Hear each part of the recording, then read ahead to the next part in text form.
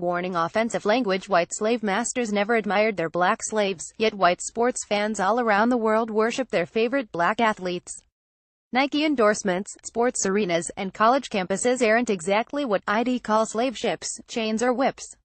Yet, if you listen to black activists, ESPN analysts Michael Wilbon and Jamal Hill, or Black Lives Matter, you'd get the impression that racism and oppression are just as prevalent in America today as it's ever been.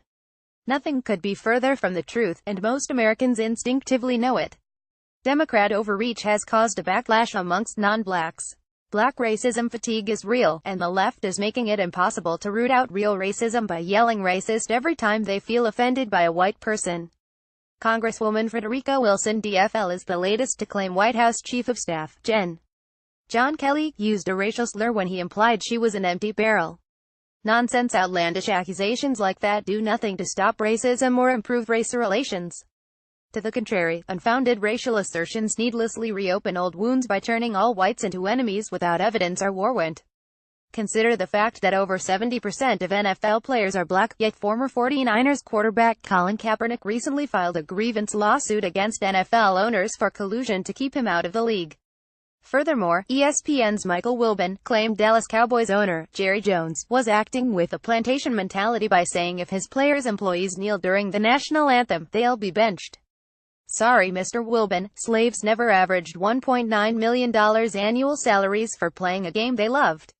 What an insult to our ancestors. Americans of all political stripes are fed up with haughty liberals judging their heart and intentions based on skin color alone. Now, that's racist. Actor and comedian George Lopez recently went on a profanity-laced tirade aimed at a group of black women attending his show who stood up to give him the middle finger. Why did they do it? The ladies were offended. Mr. Lopez told a joke about why Mexicans don't date blacks and don't allow people to park in front of their homes. Ultimately, the ladies were removed from the comedy show. Furthermore, the Daily Wire reported Joe Rogan, UFC commentator and host of the podcast, The Joe Rogan Experience, went ballistic after hearing white girls who wear hoop earrings are engaging in a fad that's a racist appropriation of Latina culture.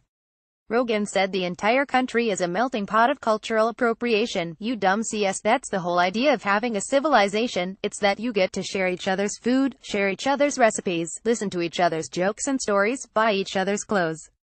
Joe Rogan gets our motto, e pluribus unum, from anyone. Why do you think the left invented terms like institutional racism? For two reasons: they can't be proved or dismissed. It's a perpetual talking point for left-wing Democrats to campaign on in order to secure the black vote. Sadly, far too many millennials, minorities and otherwise, have bought into the lie that America is a racist nation, despite the fact they're free to live out their dreams regardless of their skin color. In other words, they've inherited a largely racist, free America due to battles our ancestors have already fought. As I've written before, a lot of these kids are empty shells looking for purpose in a world that's given them too much. The word racist has and continues to lose its power because it's lost its meaning. Prior to President Barack Obama, the word racist meant you were a person who believed by nature your race is superior to others, and you discriminated based on that belief according to the Webster's Dictionary. Today, the word racist simply means you disagree with Democrats, the political party that founded the Ku Klux Klan.